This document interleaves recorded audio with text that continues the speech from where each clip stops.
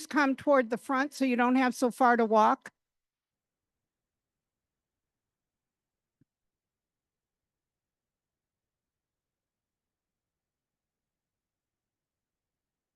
There's a whole table up here in front that's empty. Please come and fill it up.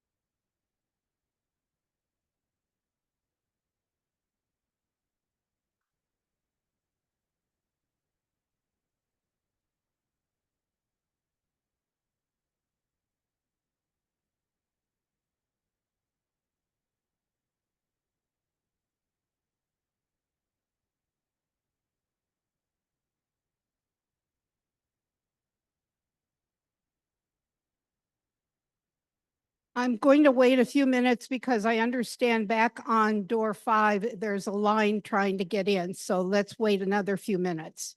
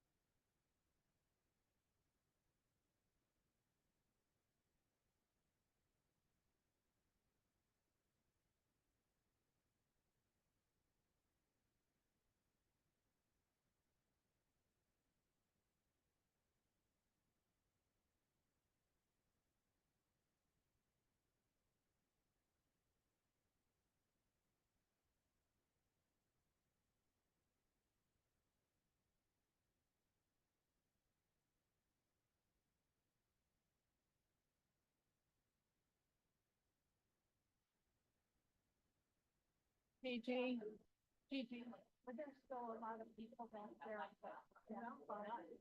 Okay, then I'm going to start. Great. Okay. All right. Would everyone please take a seat so we can get started?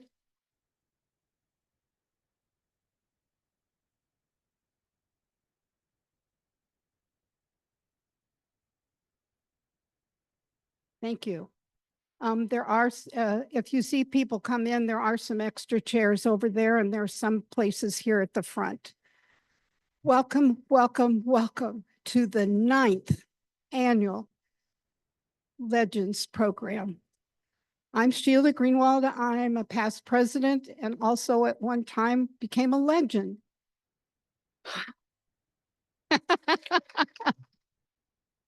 Thank you. Thank you. First of all, I'd like to thank our committee. And I have a list because, you know, it takes a village, and that's what we are, a village. Gail Halpern, Elaine Zuckerman, who is also the co-chair for this year, Barbara Goldman, Rochelle Greenwald. She has the same last name as me, and she lives in California, but she's the one who does all the stuff on the computer. So I have to thank my own kid. Marcia Goldstein, Lori Katz, Leslie Katz, Sally Seidenstein, Alan Gilbert, Gary Mervis, Stephen Bulloff, Isabel Silverman, Lori Moss, and Kevin Korn. I thank you all very much for all the help you've been giving us. How did this start? Some of you who have been to our meetings before know about it, but some of you didn't know how we got started. During the Indiana Bicentennial Celebration, IJH established the Indiana Legends Hall of Fame. The Jewish Legends Hall of Fame inducted its first class of Hoosier Jews in conjunction with the annual meeting that we had at that time. That was in 2016. The Hoosier Jewish Legends Hall of Fame recognizes Jewish and non-Jewish Hoosiers who have made a significant and lasting impact to their profession and community and the fabric of the cultural heritage of the Jewish communities in Indiana. A statewide panel does the selection of 5 individuals, living or deceased, who have made significant contributions to faith-based and civic life in Indiana. Judges are not from our board or our committee.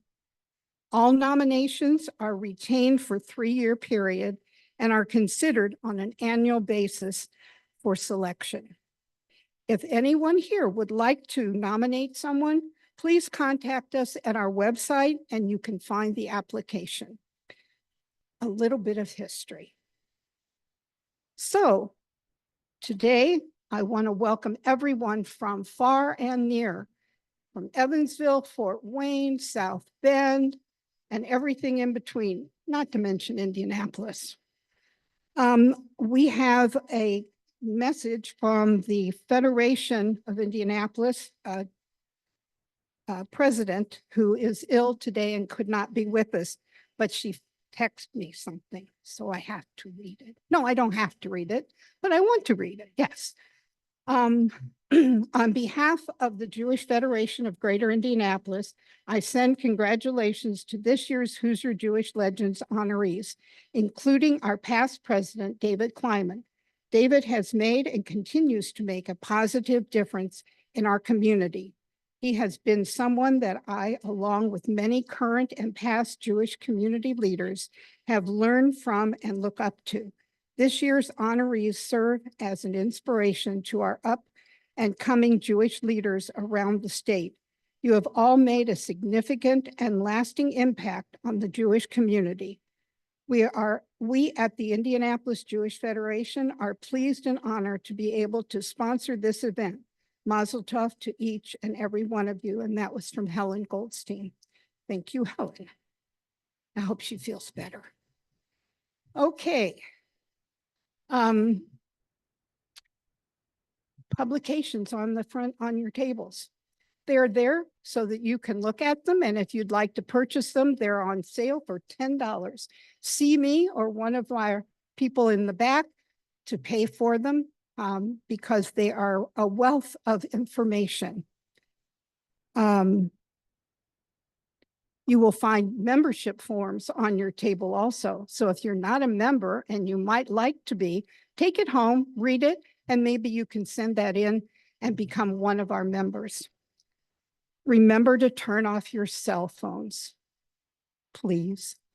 If you need to use the restroom, through those doors on that side. Last year, I told you it was on the left. That wasn't right. It's not on your left, it's on your right. So I had to correct that. Let's see. one more thing. I want to introduce in the back of the room, Marie Gervitz, who is the Indiana Historical Center liaison and archivist. She's back there. Wave your hand. And she's the one who takes care of our archives when we send them downtown. So thank you very much. Now, guess what? You get to hear from our executive director, Michael Brown. And Michael lives in South Bend, but does a yeoman's job if you watch all the things that he puts on Facebook. Michael, the floor is yours. Thank you. Thank you so much, Sheila. Thank you for all that you do, Sheila. Thank you. Can't believe this is the 4th year coming here as executive director. So I want to wish you all Bruchim Habayim, Hoosiers. Hello, everyone, and welcome to Hoosier Jewish Legends. Thank you for joining us in Indianapolis today in person and on Zoom. I want to express my profound gratitude to the Jewish Federation of Greater Indianapolis, whose sponsorship made this program today possible and played a crucial role in our mission to preserve, honor Jewish history in Indiana. So let's all give them a round of applause. I want to extend my heartfelt thanks to the IJHS Board of Directors, Volunteers, and Legends Committee for your unwavering support and dedication. We'll give them a round of applause. And I want to give a round of applause and thank the Hoosier Jewish Legends themselves and their families and friends who've joined us today in Indianapolis. Let's give them a round of applause. And I want to wish the Indianapolis Jewish community a happy 175th anniversary. If you were aware of this, looking pretty good for being 175 years old, I must say. And the Terre Haute Jewish community, also a very happy 175th anniversary. Mazal Tov. And they were both founded in 1849, including Temple Israel in Lafayette, the second oldest synagogue in Indiana. You're all looking good despite being born in 1849. Your histories inspire us. Let's give these communities a round of applause. So the Hoosier Jewish Legends program is a cherished tradition that celebrates the lives and contributions of our Hoosier community members. Much like my Google Calendar updates, which mark the rhythm of my life, I need legends to remember the critical events and turning points. And about that idea of Jewish memory and history, we bless a fellow Jew's life when they depart, and we wish them that their memory be a blessing. Conversely, when confronting evil, we say, may their memory be blotted out for those who oppressed us or were our enemies. Our traditions are not just about remembering or nostalgia. They are about resilience. We celebrate Pesach to commemorate our journey out of Egypt. We wear tzitzit to remember the commandments, and we don the head tefillin in place where our thoughts and our memories are stored. We acknowledge the evil that was inflicted upon the weak in the desert, and we commemorate the destruction of the temple in Jerusalem by breaking a wine glass at our weddings. We light Shabbat candles to honor and remember the significance of Shabbat. Memory is the building block of Jewish life, and our history is a collection of our memories, a testament to our resilience. The documents, photographs, stories we collect here at the Indiana Jewish Historical Society are a local continuation of that resilience and the vital memories that we want to share. It's a testimony to our strength and perseverance as a community. And when you support the Indiana Jewish Historical Society, your memberships and donations, you are not just contributing, you are actively participating in preserving our history and honoring those who have come before us. Your support is the lifeblood of our mission, and we deeply value your integral role in our work. At a time when some would relegate and decenter our Jewish voices, it's more important than ever to continue to honor and highlight the massive contributions of Jewish Hoosiers, what we have made for this state and beyond. Your past support, which has been instrumental in this mission, is deeply appreciated, and we are grateful for your commitment. We hope to continue and count on your support in the future. And that is why we continue to place historical markers related to Indiana's Jewish past, record a podcast that's listened to by thousands and thousands, and produce a yearly publication and digitize thousands of documents and photographs related to Indiana's Jewish history. That is also why we are honoring our Hoosier Jewish legends today. Once again, I extend my heartfelt thanks to all of the 2024 induction class members of the Hoosier Jewish Legends Hall of Fame. Your commitment to preserving our history and honoring our legends is commendable, and we sincerely appreciate your dedication. Thank you.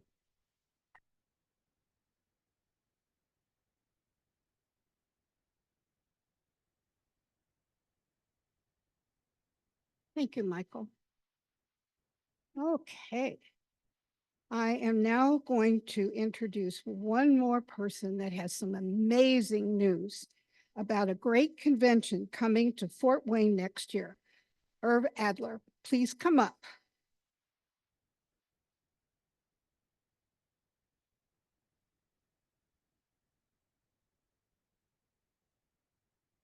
Thank you very much, Sheila, and thank you very much for everyone's here.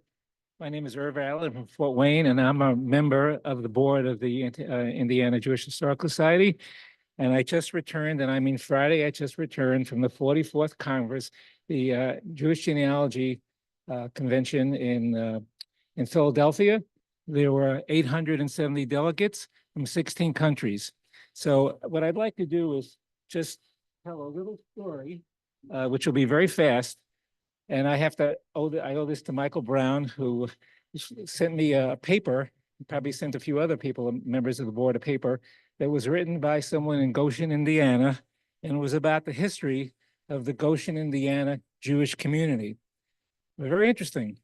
Turns out that when I was at the conference, we had a table and I met lots of people. One person came to me and said, you know, I think I have relatives in Goshen, Indiana, but I'm not 100% certain. So I said, well, I had this paper from Michael Brown, and it identifies the history of the Goshen, Indiana community from its Jewish community from its inception till its demise. And I said I'd send that to him. So I did. So the next day he came over to me and he said, every name that was in this paper is one of his relatives. Every name, okay? And then I also met someone that Michael knows, who I never met before, by the way, who told me that his family was the original he was part of the original Jewish family that settled in Columbus, Indiana. And I met a few other people like that. So why am I telling you this? Because I think it's very important that the Indiana Jewish Historical Society participates in our upcoming conference in Fort Wayne, Indiana. So I left on everyone's table a save the date card, which identifies some of the key reasons you might want to go to Fort Wayne, Indiana. But the most important thing I want to point out is that there's a website on the bottom of this card. And this website has four very short videos, especially one on the Allen County Public Library Genealogy Center. And if you don't know anything about the Allen County Public Library Genealogy Center, it has the second largest depository of genealogical information in the world. The only one that has more is the Mormons, but Allen County is public. They have a vast collection of Jewish genealogy. They have every Yiska book, for those I think who know about Yiska books, that's ever been published. They have every copy of every Jewish periodical that's ever been published. It's all on the stacks. Well, and the conference, the Allen County Public Library Genealogy Center will become the resource center for this conference. So the last thing I'll mention is that you also have a sheet that talks a little bit about the conference, and on the back, it has some more specifics about the Allen County Public Library Genealogy Center. So hope we see you in Fort Wayne from August the 10th to August the 14th. If anyone is interested in finding out more about their Jewish genealogy, their Jewish history, the old country, the new country, this is the place we hope you come to and hope you meet us there. And I thank you for the few minutes that I've had to talk about my 5 minutes of fame here. Okay, thanks a lot.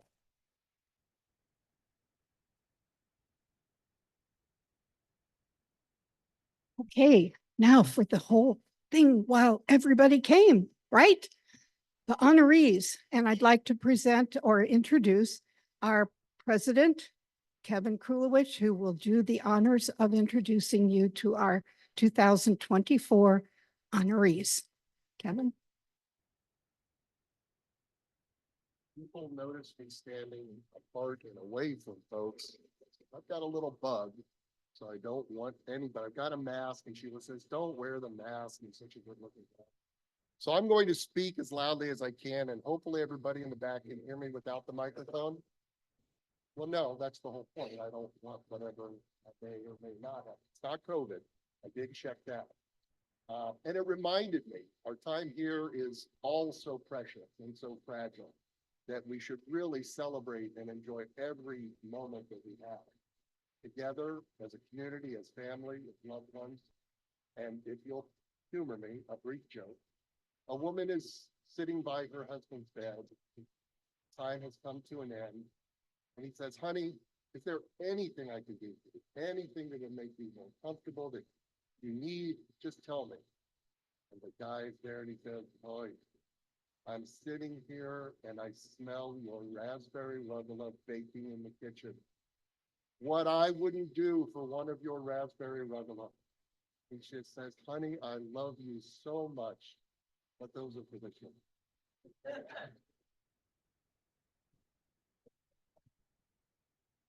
Again, as Sheila said, welcome to the Jewish. I didn't know where that was going to go, but thank you for humoring me. It went. Thank you. Keep my day job. All right, great. I'd like to start with our first honoree, Carol Abrams. Carol grew up in Gary, Indiana, and Chicago. Okay. All right. I'll tell you what I'm going to do. This is okay. I just want to be extra cautious. I don't think I'm communicable with anything, but I'd rather be safe than sorry. This is not my best look, but hopefully, is that all right? All right, thank you. Carol Abrams grew up in Gary, Indiana, and Chicago, Illinois. She graduated with honors from the University of Wisconsin in 1962, majoring in English and education. She is married to Howard, her husband of 59 years, a retired retailer and outstanding community volunteer. They have two children, Polly and Tony, who married to Laura, and a grandson, Sam. Carol's hobbies are traveling, reading, theater, film, cooking, and entertaining friends.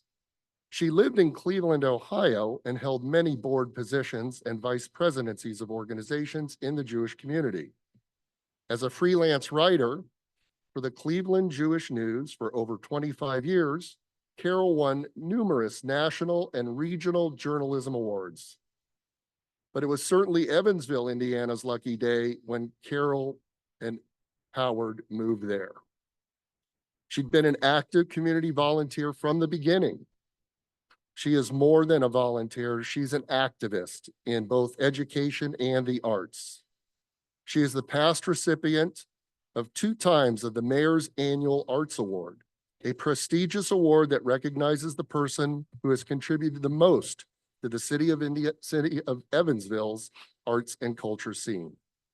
She is a tireless supporter and past president of the Evansville Philharmonic Orchestra. She has also been involved in the University of Evansville Theater, winning the highest honor of the UE's Theater Society in 2019. She is the leader in project after project to bring the arts to her community. She was instrumental in transforming the historic Victory Theater in downtown Evansville from a worn-out, endangered building into a dazzling venue. Carol has a way of gathering people together into groups that have a way of accomplishing big things to make Evansville an even better place to live. There are many other boards and too numerous to mention that Carol has served on. She's also a leader of Jewish life in Evansville. She has befriended Jewish students at UE over the years, and she and Howard have made sure that they never spent a Jewish holiday alone. Carol has also sought out Jewish young professionals and welcomed them to Evansville. making them a part of her family. Their door has always been open to friends and guests. Carol has served on numerous boards.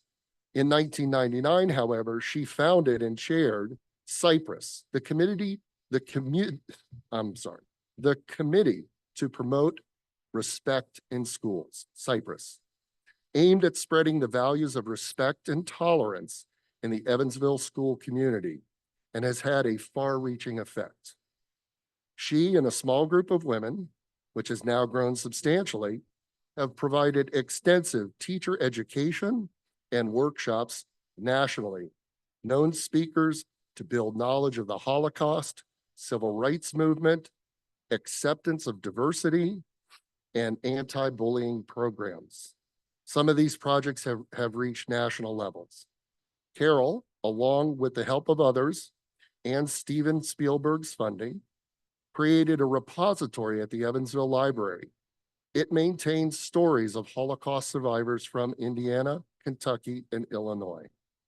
Evansville was among the region's first to house these stories. People have said that they do not know anyone else like Carol, who has the energy, passion, and love for her community. I'd like to invite James Palermo to present the plaque to Carol.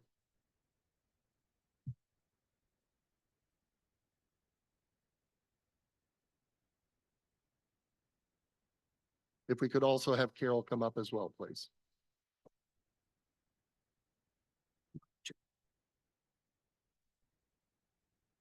Thank you for allowing us to introduce Carol. I'm here with Jeffrey Berger, who was extremely helpful in coordinating the efforts of those who nominated Carol. Jeffrey and I are both past general managers of the Evansville Philharmonic, where Carol took us under her wing, providing counsel, support, and unwavering friendship. When compiling the many support letters for the application nominating Carol, 3 or 4 people independently referenced Malcolm Gladwell's best-selling book, The Tipping Point. You see, Carol is a classic connector. She knows a large number of people across various social, cultural, professional, and economic circles and acts as a bridge between them. You've heard about her many accomplishments, but Carol is also known for her great ideas. Unlike many others, Carol actually sees them to fruition. One thing all of us who love Carol know very well is that she's funny, actually wickedly funny, interesting, charismatic, and a real persuader. Carol is a person it's hard to say no to. Just ask Steven Spielberg. It is very difficult to find a photo of Carol alone. Every photo on her online shows Carol in the midst of large groups. She brings people together. She makes ideas come to life. Then she steps back, and many times allows those same people she included take the credit. Several of those who wrote letters on Carol's behalf talked about her contagious energy, but also about her friendship. She is a mentor and an inspiration to so many of us. Carol knows the vital importance of knowledge, understanding, and awareness, but she also knows that it takes different people sharing their most personal stories in different ways to make a difference for the community. Carol has made a significant difference in the lives of countless people in her community and this state. We're grateful for her tireless efforts and that the Hoosier Jewish Legends Award Committee has chosen her for this prestigious honor. Congratulations to our friend Carol Abrams.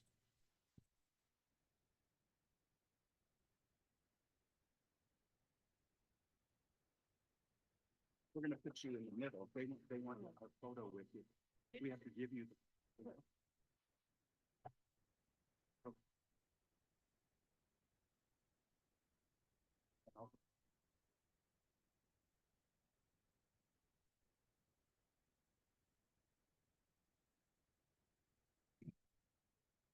Good afternoon, everyone. In 1912, my grandparents, Sadie and Morris Diamond, left New York City with their 3 young children on a great adventure to live in Gary, Indiana, a long way from Eshkavilkas in Lithuania. Fast forward I lived in Gary until I was 7 years old. I have vivid memories of the Orthodox shul my grandparents belonged to, Temple Israel, where I went to Sunday school, Horace Mann School, just 2 blocks from the small house that my parents built on Cleveland Street, Broadway, the bustling Main Street with a number of Jewish businesses, like the Blackstone shop where my father worked. I understand I am the first in Southwest Indiana to receive this honor, but I also did not see any honorees currently living in Gary. So I would like to salute the Gary I once knew, where Sadie and Morris live in eternal peace, and Evansville at the opposite end of the state, my home for 41 years. The Jewish community of Evansville dates to the mid-19th century, possibly earlier. It may be smaller today, but is still vibrant and active. I owe so many my deepest thanks, not only for this honor, but for the joy of knowing and working with them. As a community volunteer, I have never done anything by myself. My life has been enriched beyond measure by each and every one. My thanks begin with Jim Palermo and Jeffrey Berger, who spearheaded my nomination, and to all those who supported it: Alfred Savia, Lloyd Winnicky, Margaret McMullen, Gary Mazo, Patricia Weinsappel, Amy Scharf, Amy Walker, Lisa Muller, and Rebecca Hodge. Virtual hugs, big hugs, to all the Cypress members, past and present. And cheers to all of you who came here today on my behalf. Over the years, I have heard many women receiving an award thank their husbands for letting them do whatever. Well, I never asked Howard. I never asked permission from Howard. There was never a moment he didn't give me his insightful take on things and help me in every way possible, including endlessly pestering me to quit procrastinating and write these remarks. A million thanks. With such a wonderful audience here and on Zoom, I want to seize this opportunity to ask you, in Michelle Obama's words, do something. Initiate, encourage, and support Holocaust education in your community. Our state mandates this, but provides neither funding nor specific curriculum standards. Cypress, the Committee to Promote Respect in Schools, is an interfaith group of a dozen extraordinary women. We began 25 years ago. Little did we ever imagine then that the lessons of the Holocaust, civil rights, and bullying prevention would be more important today than ever. There are outstanding professional resources for teachers, and we have seen their students teach their parents who never learned about the Holocaust when they were in school. Thanks to Cypress, the Evansville Public Library, as you've heard, had the second regional archive in the country from Steven Spielberg's Shoah Archive. We have all the oral histories from Indiana, Kentucky, and Southern Illinois. Visit our website. We are eager to help.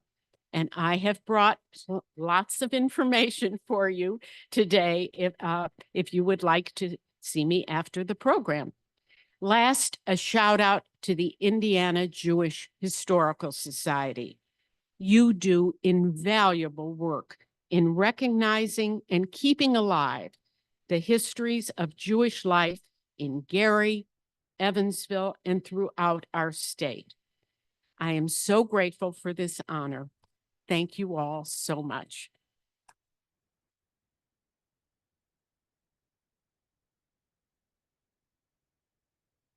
He took it back to the table. He took it back to the table.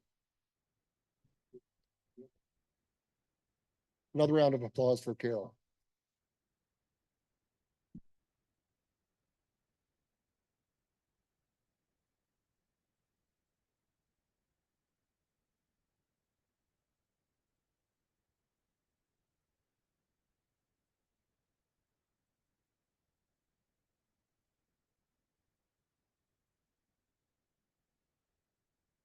Jerry Einstanding of blessed memory. Excuse me.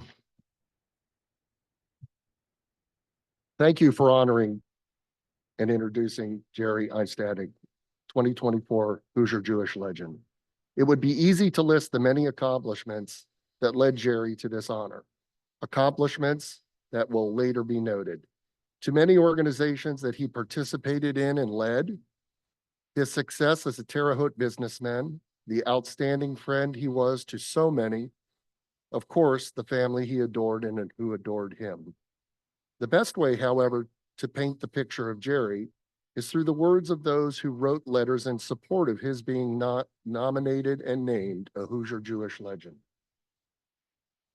Daniel J. Bradley, President Emeritus of Indiana State University, wrote, "Jerry was a citizen of Terre Haute in the truest sense of the word. He participated in, at various times, led a wide range of civic, educational, religious, and charitable organizations in our community. He did it all with grace, competence, and empathy, and while being truly one of the nicest people you would ever hope to meet." Later in his letter, Daniel wrote, "Jerry viewed service as an important part of life. Service to the poor and disadvantaged in our community was a big part of Jerry's life." A friend of the executive director of the Union Hospital Foundation, Jim Bertoli, wrote, "When I think of Jerry Einstanding, I am overwhelmed by the thoughts in my mind and heart. The words that best but hardly can describe Jerry are compassionate, caring, intelligent, dedicated, jovial, hardworking, loving, positive, genuine, inspirational, loyal, and humble. This wonderful man made such a positive impression on me and everyone in the Terre Haute community that knew him." In an interview, Bertoli noted, "More recently, Jerry and to the Terre Haute community that knew him. Jerry Einstanding was one of the first people to donate to Union Hospital's new Guardian Angel Grateful Patient program. After spending several weeks in the hospital, Jerry wanted to thank dozens of hospital employees for the outstanding care he received. Every time I went to see him in the hospital, he'd be providing me with a list of names of the people he and Joe had interacted with. Ended up being about 65 guardian angels. It just shows what a type of person Jerry was. Attorney and friend B. Scott Skillman, after noting the warm way Jerry and his wife Jo welcomed him when he relocated to Terre Haute, spoke about Jerry's synagogue leadership. "What made such a strong impression on me about Jerry was his level of activity. The man was everywhere and managed to take on tasks with an impressive can-do approach. He brought a positive, proactive approach to the tasks. He seemed to view problems as opportunities to engage others in order to obtain constructive results. He did not shy away from conflict, but rather embraced the issues by listening to the members and seeking input from everyone to reach a solution. What I found so inspiring was his ability to wade through the emotional responses and acknowledge the depth of the emotion. All the while, he was de-escalating conflict and helping others see the resolution to the problem. There's a certain amount of genius to a person who can assess a situation and lead to a discussion to reach a consensual conclusion that he saw immediately." Skillman ended his recommendation letter with, "When I find myself getting weary or uninspired to a good cause, I merely remind myself that how Jerry would do it, and so should I. Can there be any better role model than that? Rabbi Stephen Shakurl Stein, a rabbi at Terre Haute's United Hebrew Congregation from 2000 to 2003, noted, "As I remember Jerry with deep affection and admiration, the name he has acquired for me is Tzedek, a man who studies Torah, who lives Torah, and who in memory becomes a legend of how Torah can help shape us and our people." Another rabbi, Stanley Miles, who incidentally was also born and lived in Terre Haute, said, "If there would be more Jerry Einsteinigs in this world, we would see the survival of more smaller Jewish communities. Jerry's deeds are truly legendary." Rabbi Joe Klein, the rabbi of the congregation for 15 years, wrote, "For many in our community, he was a model of civic pride and responsibility. And because we are the only Jewish presence in Vigo and neighboring counties, his place in the community and as a representative of our congregation was a significant factor in how well our congregation was viewed in the general public." I would like to now call Joe Einsteinig to accept on behalf of her late husband, Jerry, and I'd also call Elaine Zuckerman to present the plaque.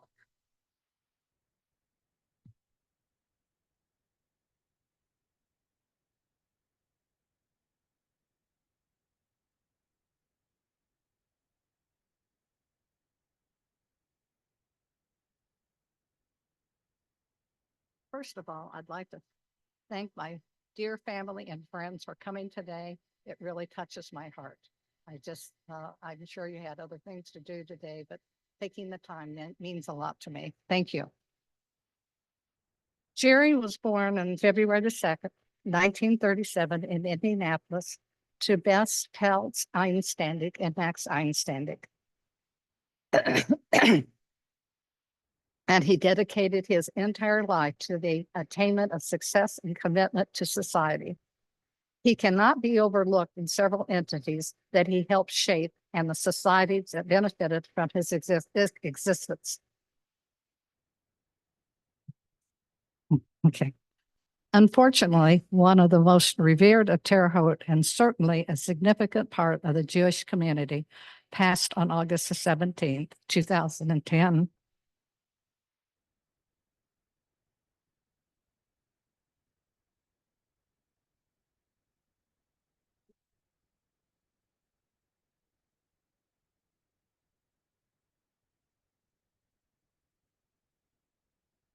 Part of his childhood and his entire adolescence was spent in Terre Haute.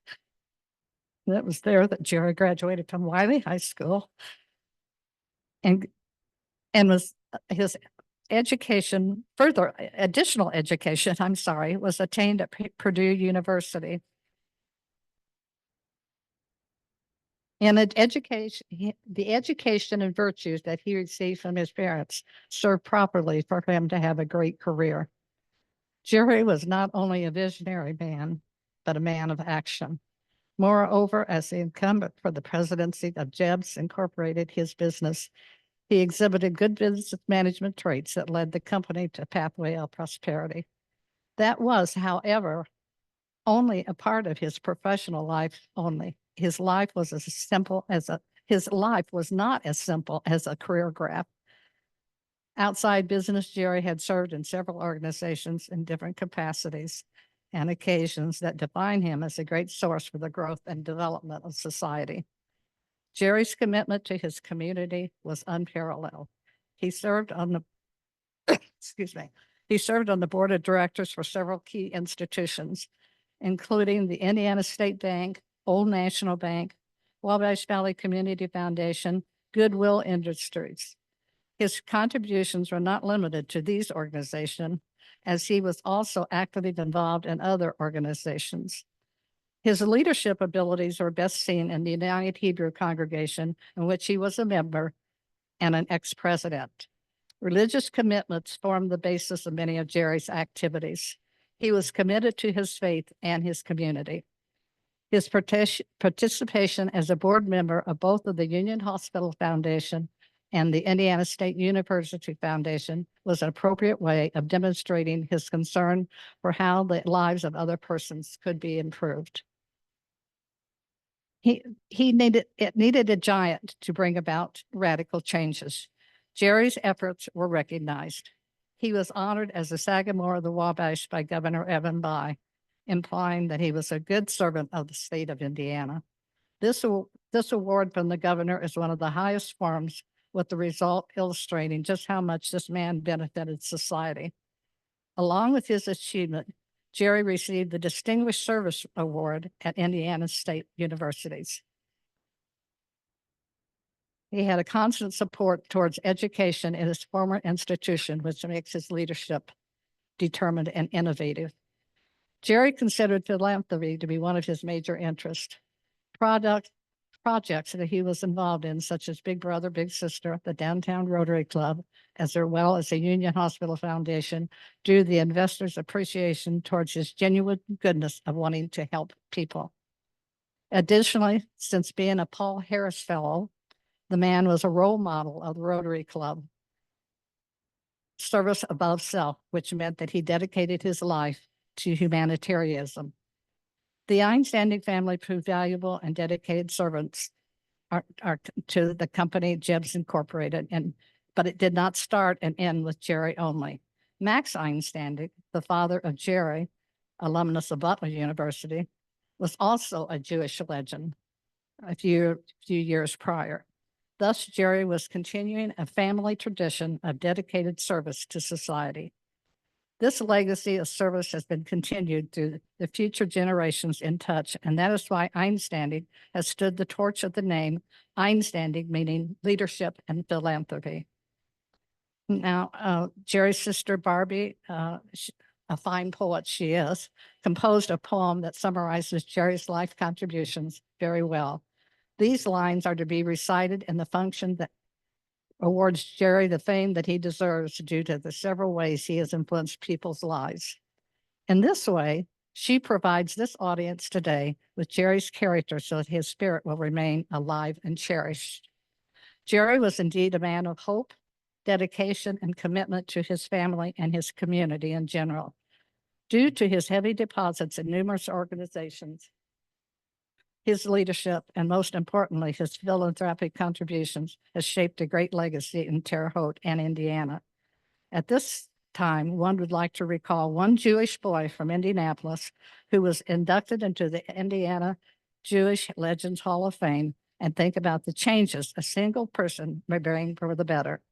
We can all take some important lessons from Jerry's story. His zeal, his leadership, and care will remain with us.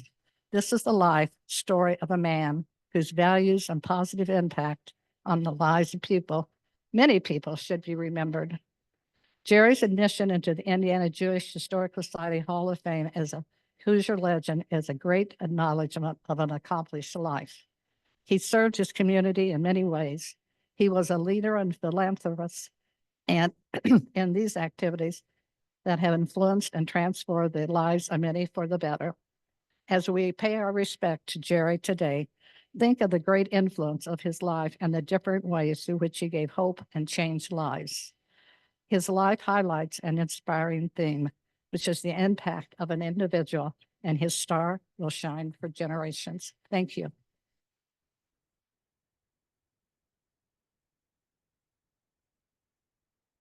A poet, I'm not. I've done this for other family things, and I call them ditties. A baby boy was born to Bess and Max, bright and charming. That's the facts. Born in Indy, but not raised there, Terre Haute was destined to be his lair. Terre Haute was home for school and sports and activities of other sorts. Wiley High School, then Purdue, then the U.S. Army got what was due. Now back in Terre Haute, married to Joe, now adjacent as his family grew. He worked at JEBS besides his dad. As a businessman, he wasn't bad. JEBS Propane was started by Max, a thriving business. Jerry could not be lax. The Indiana State Propane Association also prospered from his participation. As his family grew and the roots ran deep, he was so busy. When did he sleep? He served wherever there was a need and was on the board of so many indeed. Here are just a few of the boards he was on. ISU Foundation, Goodwill, and the Big Brothers and Sisters were there for fun. Indiana State Bank and Old National Bank got his attention, and we still have a few more to mention. Wabash Valley Community Foundation and Goodwill got some of his time. To waste precious moments, he thought was a crime. On the board of Cemetery Regents, he served with respect, a trait that others had learned to expect. The Arboretum Society and Historical Society of Vigo County both profited from his energy bounty. Wabash Valley Community Foundation and the Rotary Club are two more groups he would never snub. Wabash Valley Hospice and Union Hospital Foundation both benefited from his participation. We don't use the term served lightly. When Jerry was on a board, it was an organization and he participated mightily. Now on to his devotion to his Jewish roots, important to him from booties to boots. Bar mitzvah and confirmation at the shul, youth group and holidays and Sunday school. Later, the congregations of Terre Haute United and to the new United Hebrew congregation all were invited. Jerry was always involved with Temple, although through the years it wasn't so simple. He served as the president from 80 to 83 and did his best to keep it for all to see. The building, over 100 years old and exquisite, it became his goal to preserve and protect it. Programs and projects for the temple and community, doing his best to create perfect serenity. Jerry left us much too soon. I'm sure he had projects left undone. He is missed by so many, his memory we hold dear. We think of him daily and wish he were here. So Jerry, we honor you on this day. We make you a legend in every way. Your service, your kindness, your work ethic too, make this an honor we all give to you.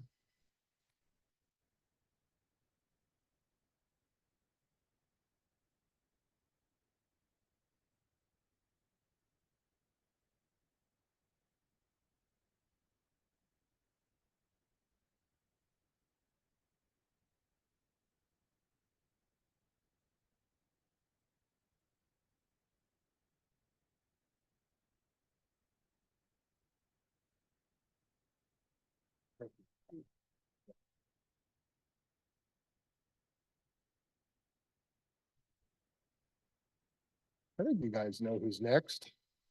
I'll go through this presentation briefly because I want to allow the honoree. Thank you.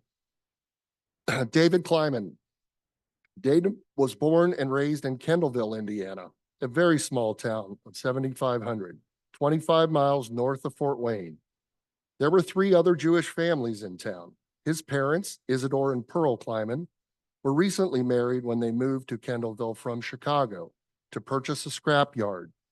Their plan was to live in Kendallville for 5 years, accumulate enough money to purchase a hardware store in Chicago. They loved living in a small town, and Kendallville became their principal residence for the rest of their lives. David had a brother, Bernie, and a sister, Carolyn, all graduates of Kendallville High School. David and Bernie graduated from Purdue and Northwestern Law School, while their sister graduated from Michigan. They were the first generation in the Kleiman family to go to college. David's Jewish upbringing was interesting. When you lived in a small town in Indiana, everyone knew that you were Jewish. David's parents made sure that they knew they were Jewish and that being Jewish made them special. His family belonged to Reformed Temple in Fort Wayne, although most of David's understanding of the importance of being Jewish came from his parents, as they experienced little, if any, anti-Semitism growing up in Kendallville. David married Maida Freeman from Munster, Indiana, after his second year in law school. They lived in Munster during David's senior year at Northwestern, and Maida taught first grade.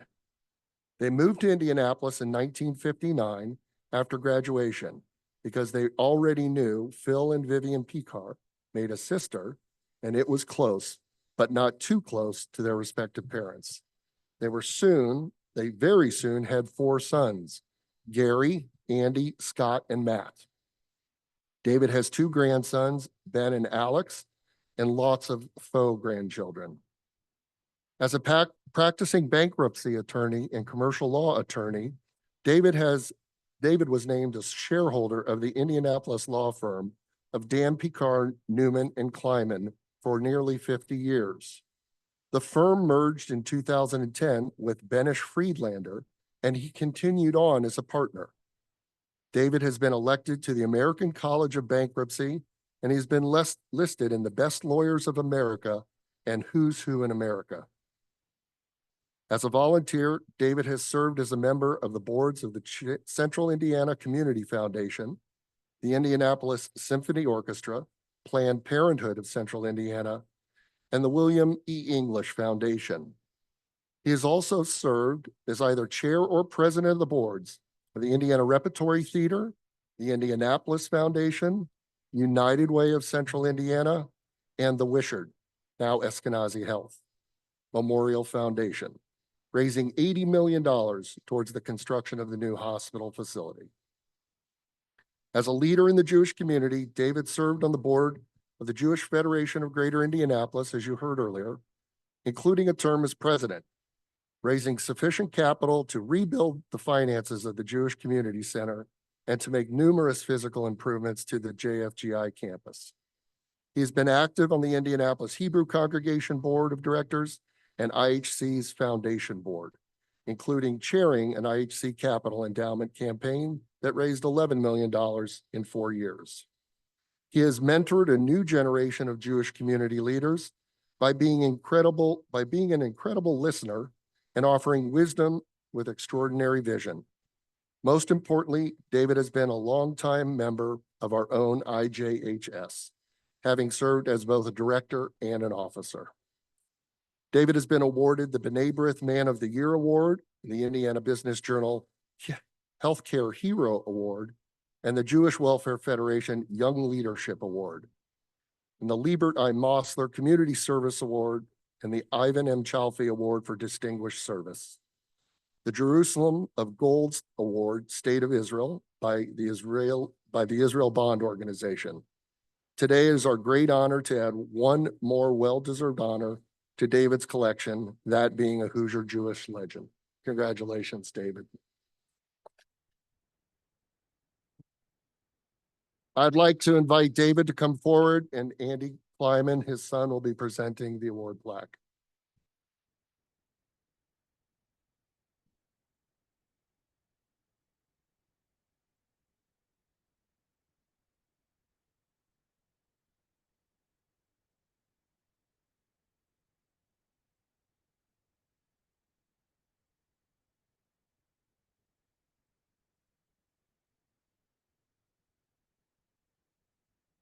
As Kevin said, my name is Andy Kleiman, and it is my distinct honor to be here with you today. And I'd like to thank you for the opportunity to speak.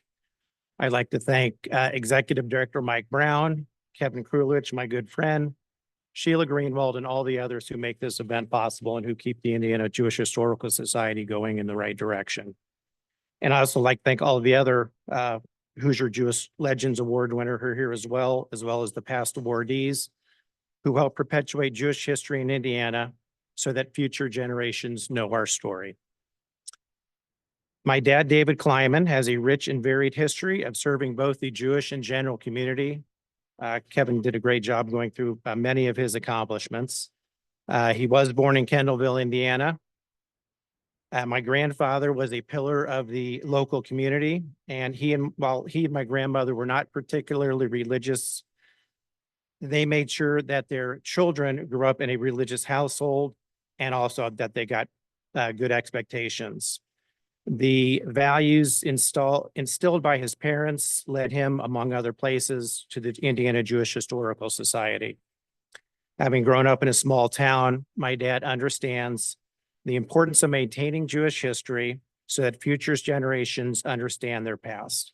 This is, to me, one of the most valuable missions of the Historical Society and is very near and dear to my dad's heart. And I would be remiss not to mention my mom, and I knew this would happen, who was always very proud of my dad's community activities. And as many of you know, she was quite the community volunteer herself.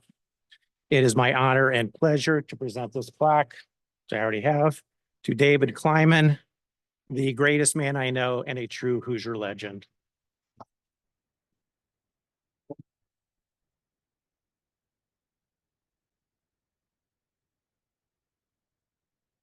I made a couple of notes, and most of what I was going to say has already been said, which is probably a blessing for you. But I do want to thank Elaine and Sheila and that huge committee. And I have to tell you, I knew nothing about what was going on.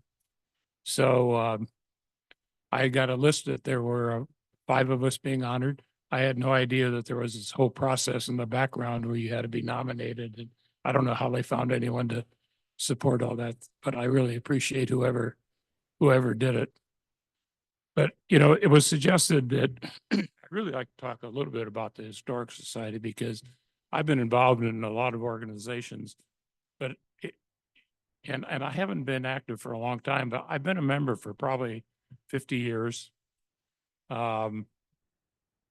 I think that Max Einstanding was the one who introduced me to the organization and suggested that I join. I'm not positive about that, but that had to be when I met he and Bess. I remember them so very well. And of course, I remember Jerry also. Growing up in a town where there were 3 Jewish families, and we spoke to 2 of them. Well, actually, 1 other, I guess. But I also in this town was another town, in this county was another town, Ligonier. And of course, there were at one time 100 Jewish families lived there, and it was even smaller than Kendallville. But it always made me wonder, you know, about small towns. And that's, I think, what attracted me to the Historic Society. You know, why did Jews move to these towns, and what did they do, and who were their friends, and how did they get along, and why aren't they there anymore? It's really the Historic Society is the only organization that preserves that information. I think it's so important, and that's the reason I'm really not much into getting awards. I really don't like to. But I had to accept this one for sure because the Historic Society really has such a warm place in my heart. So thank you all.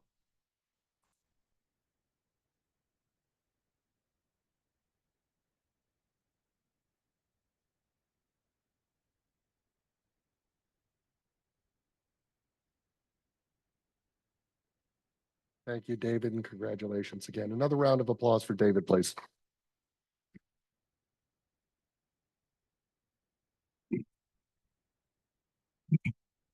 Our next Hoosier Jewish Legends honoree is Judge Margaret Robb. Margaret, known to her family and many of her friends as Maggie, was born in New York City.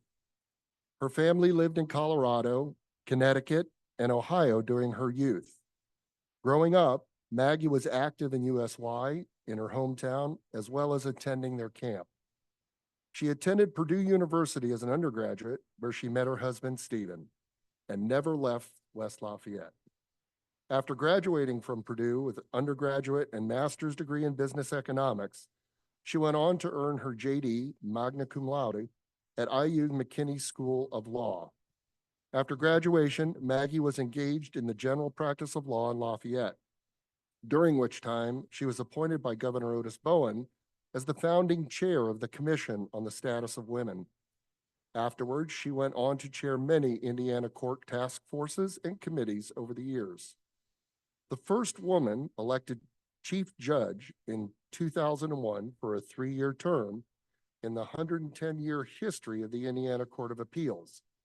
She was appointed to the court in 1998 by Governor Frank O'Bannon.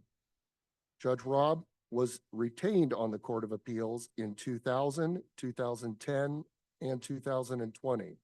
She retired in June 2023 and was appointed by the Supreme Court as senior judge. Judge Robb has been a voice in the judiciary for the need of Jewish judges. She has also voiced her concern about prayers at judicial functions and meals. It is clear that her Judaism is very important to her and is the core of her moral compass. Maggie has received numerous well-deserved awards and recognitions. She has chaired and served on various statewide commissions and task forces throughout the years. When Governor Eric Holcomb awarded Judge Robb Indiana's highest award, Sagamore of the Wabash, he wrote, "You have been a trailblazer who has inspired other women for decades. Many have become lawyers, judges, and leaders because of you. Your actions and contributions on behalf of women over the years have been exceptional."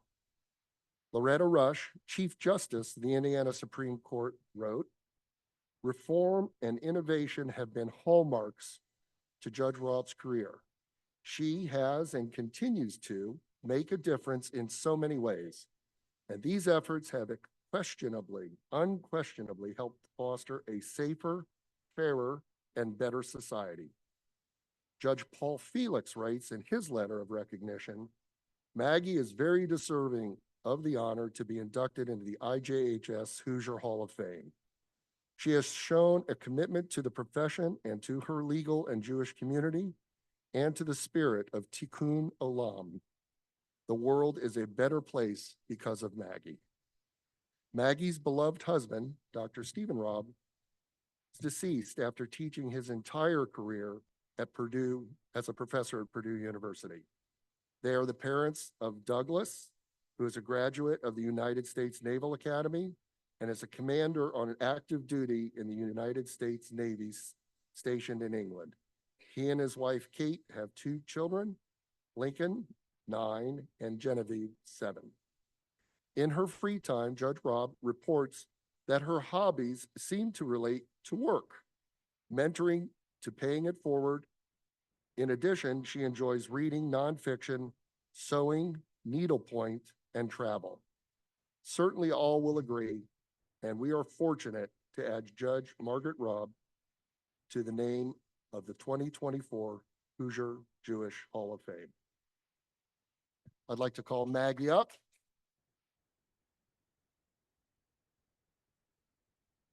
And I saw Greg earlier. Greg is right here. Greg Silver is going to present her with her award plaque.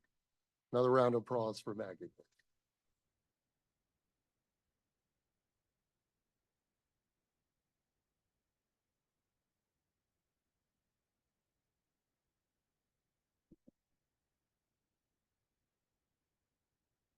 Good afternoon. I want to thank the Jewish Federation, the Indiana Historical Society, and the state of Indiana for this wonderful award time. I also want to congratulate all the award winners. Everyone is a winner. In fact, everyone in this place is a legend, in my opinion.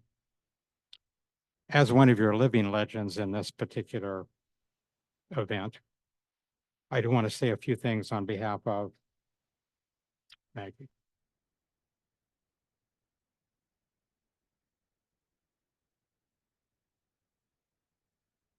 Chief Judge of the Indiana Court of Appeals, Maggie Robb. It is my true honor to stand here with this honorable judge, Maggie Robb of Lafayette, for her Indiana Jewish Legends Award in the 2024 class from the Indiana Jewish Historical Society.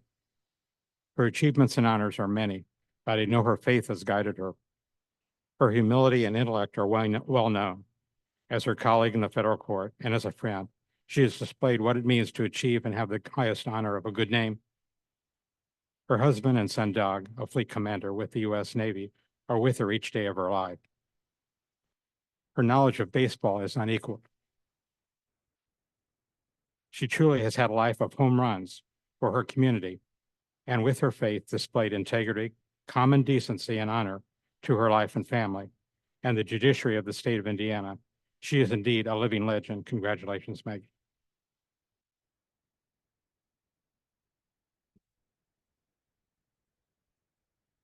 And on behalf of all of us as legends, I want to present to you your plaque as a Hoosier Jewish legend, August 25th, 2024, Margaret Robb.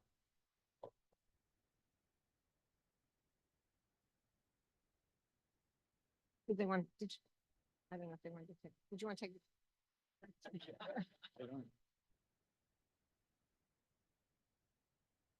Thank you so very much. It was certainly an introduction that my father would have been proud of and my mother would have quelled. I also want to thank my good friend Greg for nominating me and all of my friends who supported that nomination. It was certainly a surprise and I'm humbled by it. And thank you to the Indiana Jewish Historical Society for this event and the Jewish Federation.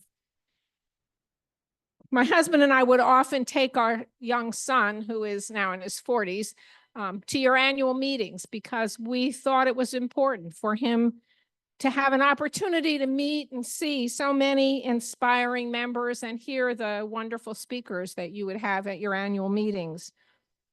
And congratulations to the other recipients. I'm again humbled to be in such august company. But so much of this honor belongs to my family and friends near and far, new and old, older, very old. But these are the people who really have made this possible. But I'd kind of like to explain why I believe that.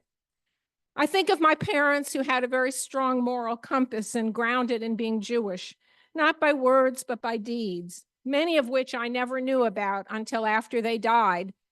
And letters from people poured in telling my family the difference that my parents made in their lives. And then there's my sister. My sister is truly an inspiration to me. She's an internationally acclaimed physician and scholar who spent her entire medical career training medical students to care about patients as she does, and working in free clinics where her patients have no idea the quality of medicine they are receiving. She's just the doctor at the free clinic. Again, it was deeds, not bragging. My husband was born and bred in Brooklyn. I mentioned earlier today he would never let me say New York City. It was Brooklyn. There, being Jewish was a religion, a culture, a way of life. It was just who you were. But he was devoted to his family, his friends, and his students, many of whom became friends. And again, it was after his death that I heard from so many students explaining the difference that he made in their lives. And he was my best friend and chief booster for over 50 years. And then there's my son, as you heard, a career naval officer, and his wife, a daughter I never had, who's worked for the Navy since she graduated with her master's degree. I'm in awe of them and how they manage to keep everything in their life on some kind of even keel, even though life manages to throw them in different directions. They work every day to keep us safe at great personal and family sacrifice that entails moving every year or two to places around the world. I joke he lived in one house on one street in one city for 18 years. His move to England was his 18th year after graduating from the Naval Academy, and it was his 10th move. But they've made sure that their children know what it means to be Jewish. They have their own Hebrew lessons and religious school lessons wherever in the world they are. And a great fortune I was given when he married Kate, because her family expanded my family, and they've been a wonderful support to me as well. But I've been blessed beyond my family. I have so many remarkable friends who I admire beyond compass because they are who they are and what they stand for. Every day, they also make time to support all the crazy things that I want to do and that are important to me. But that support gives me encouragement to keep trying to be better, to do better. They inspire me. They keep me focusing on what else I can do to help. They are amazing people. How could I be the slacker when these are the people that are my good friends? Soon after I started practicing law, I was given a poster that paraphrased the phrase from Deuteronomy, "Justice, justice shalt thou pursue." And that sums it up. It's been a guiding principle of my personal and professional journey. I sometimes like to say you get law in this life, you get justice in the next one. But that poster reminds me that even though I may not always achieve justice, it is the goal I must strive for every day, and the choices I make, the paths I walk, and the decisions I make. I think it's the moral compass that was instilled in me by my parents and that my family and friends support that has taught me. The road is never straight. There are hills and valleys, twists and turns, detours and roadblocks. and the smooth sailing streams have rapids that come out of nowhere. It reminds me, though, of a thought I once read. My rearview mirror is for memories, but my front window is large, reminding me that whatever lies ahead is vast and unlimited, as are the opportunities that still lay before me. So I hope you can see my Jewishness religiously, culturally, personally, morally, ethically has served as a guidepost for my life. But it has been my friends and family who share this honor because they have made it possible for me to walk the walk, keep my focus, brush off the difficulties, appreciate the joys, and keep my promises. I hope in the end I've been able to give more than I took. And now you can see why I believe this honor belongs to all of my friends. Thank you.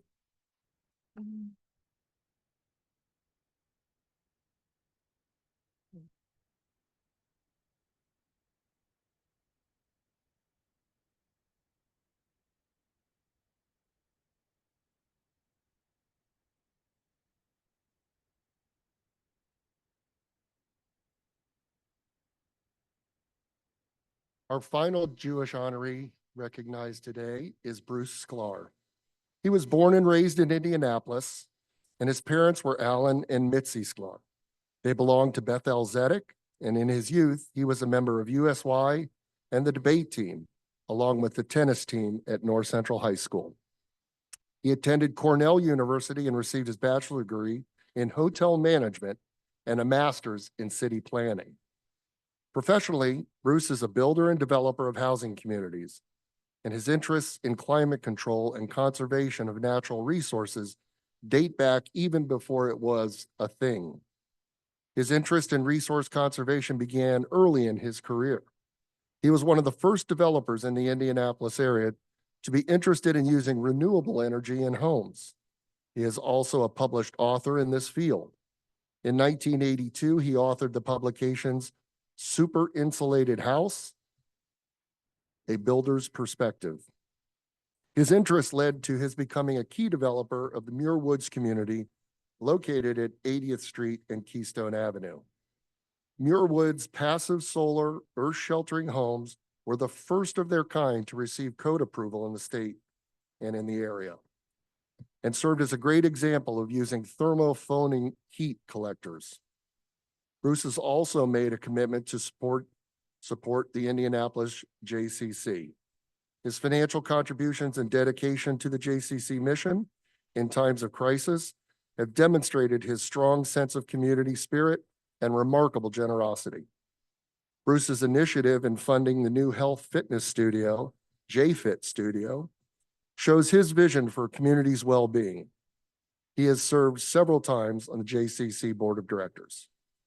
Bruce's support is even broader. He inspires others to give back and make a difference. He spearheaded the JCC's signature event, Earth Day, for many years, and along with his wife, Marcia, they lead Shabbat morning services for seniors at Hooverwood.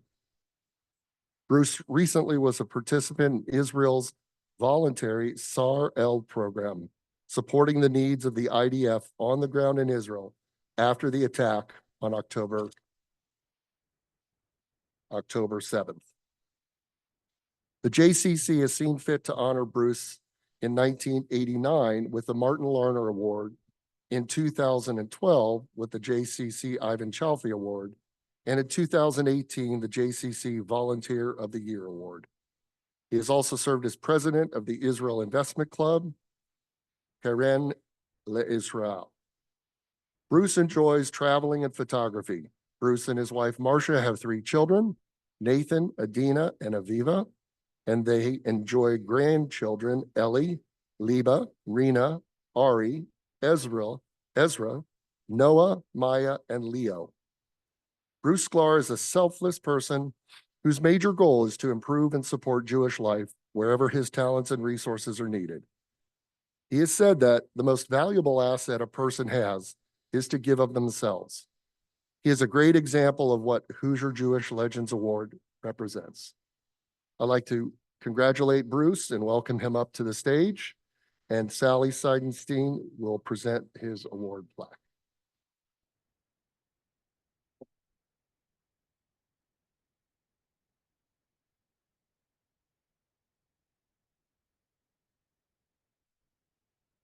I'm so happy to be presenting Bruce Sclair with this Indiana Jewish Legends Award. When I first heard of the program, I thought, wait, I know a guy. So I thought he is the epitome of what this Legends program is. To me, when you look in the dictionary at Hoosier Jewish Legends, there should be a picture of Bruce there. So I've known him for over 30 years, and I've always been in awe of his selflessness and his energy to volunteer his time and talents and resources to improve and support Jewish life. So he is more than worthy of this prestigious award, and I'm very happy and honored to present it to him. Congratulations, Bruce.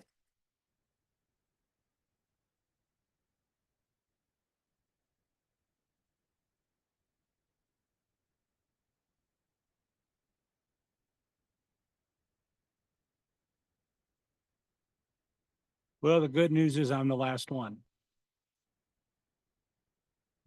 I want to thank the Indiana Jewish Historical Society for having this annual event and for honoring me as a Hoosier Jewish legend. I also want to thank Sally for her efforts in pursuing the application, which was frankly a total surprise to me. But I just want to let you know that for the Sclair family, there's actually another very important event commemorating today. For on this day, August 25th, 2024, Marcia and I are celebrating our 50th wedding anniversary.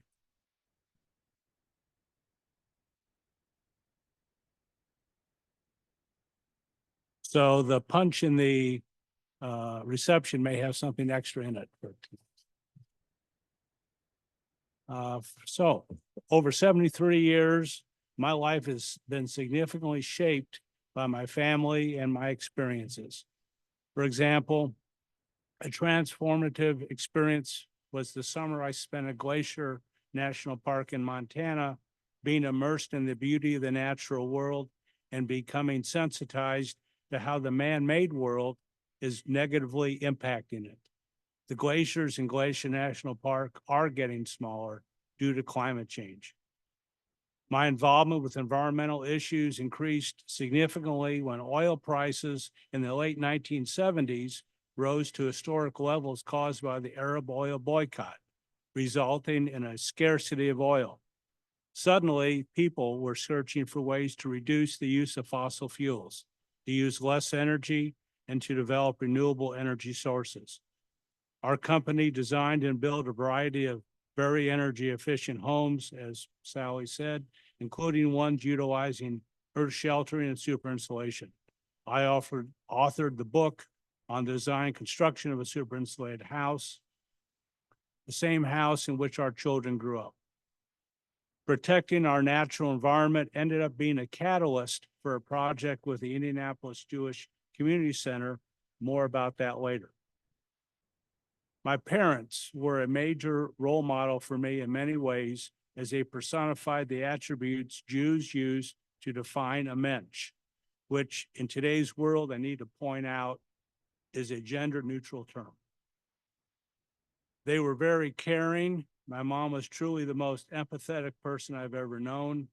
They both felt very strongly about justice and respecting the rights of others, regardless of race and religion, the importance of having integrity and generosity, the value of learning and of having humility. They also believe very strongly in the importance of family and community. One of the characteristics contributing to my father's success in land development was his entrepreneurial vision, to be able to identify an opportunity to understand potential productivity where it does not currently exist. And then, and this is the most important, to have the skill, persistence, and problem-solving chutzpah to create and undertake a strategy which results in that vision becoming a reality. During the years I worked with my father developing new residential neighborhoods, I began thinking about how the mindset and power behind entrepreneurial spirit could be used to help repair the world, tikkun olam, and at the same time to fight anti-Semitism at the local level. through the process of non-Jews interacting with Jews in a positive way. Many years ago, when I first volunteered at the JCC, I discovered that my personal values and aspirations were closely aligned with the organization's mission of improving the lives of its members and the larger Indianapolis community. I joined the board, becoming a vice president, while always looking to help the JCC pursue Tikkun Olam and connect with the larger community in a productive and meaningful manner. And I'll offer two examples of what resulted from those efforts. In 1989, a light bulb went off in my head when the Pines family of Brooklyn moved the main processing plant of their Hebrew National Company from New York City to downtown Indianapolis. This was an opportunity to utilize my training in food service from the hotel school at Cornell to create a major fundraiser for the JCC and to improve Jewish relations with persons throughout Indiana who often have a negative stereotype of Jews. How? By having the JCC operate a kosher deli concession stand showcasing Hebrew national products at the Indiana State Fair, the largest annual event in Indiana. It took a significant amount of help from many people to make the kosher deli a reality. And if interested, ask me during the reception how the kosher deli, which started off with very slow hot dog and pastrami sales, became, on the third day of the fair, a great financial success. Unfortunately, in 2004, ConAgra Foods, which had purchased Hebrew National, moved the main processing plant to Wisconsin, and the kosher deli was no more. And there are several people here, I know Bob Bader, Alan Atlas, who were very instrumental in that kosher deli. Example two, in 2010, after the BP Horizon oil disaster in the Gulf of Mexico, which some of you may remember, which was the largest oil spill in history, and with climate change becoming more recognized, I met with the JCC's CEO to discuss using the large woods adjacent to the JCC's building for programming related to nature and Tikkun Olam. He told me he wasn't sure that the JCC's membership would be interested. My response, the JCC should host an Earth Day event and monitor people's reactions. So in 2012, with a team of senior JCC staff and the theme of Learn by Doing, funds were raised and 25 nonprofit organizations and companies presented a wide variety of hands-on interactive activities related to the natural environment. The response from the membership was very positive. By the 2019 Earth Day at the J, there were 90 interactive booths, complemented by a large green car show. Attendance had grown to about 5,000 persons coming from all over central Indiana. Then COVID happened and I retired from managing the event. Earth Day at the J, though, remains an ongoing annual event here at the JCC. So I am very grateful to the Indianapolis Jewish Community Center for providing me the critical support and to the many people who gave their time and funds to make the programs a success. As it's been said by several people, no one does these things by themselves. I certainly encourage all of you to use your experiences and entrepreneurial spirit to pursue Tikkun Olam and to make a better community. And thanks again to the Indiana Jewish Historical Society for this honor. Am Yisrael Chai.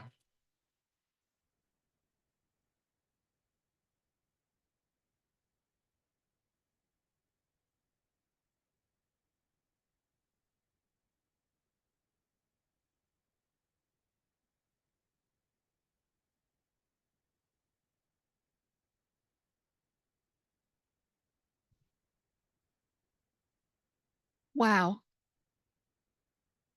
These people have done so much in their communities. Just how about another round of applause?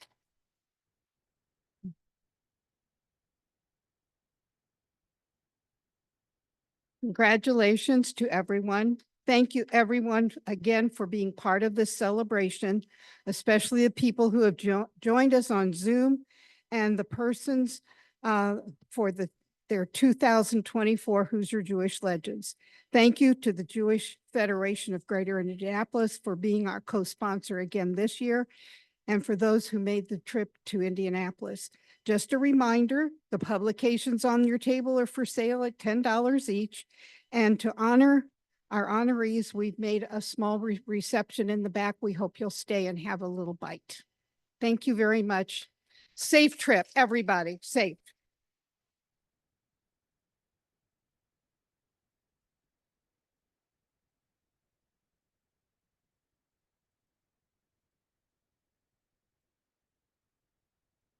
Everybody, and then families. I don't know.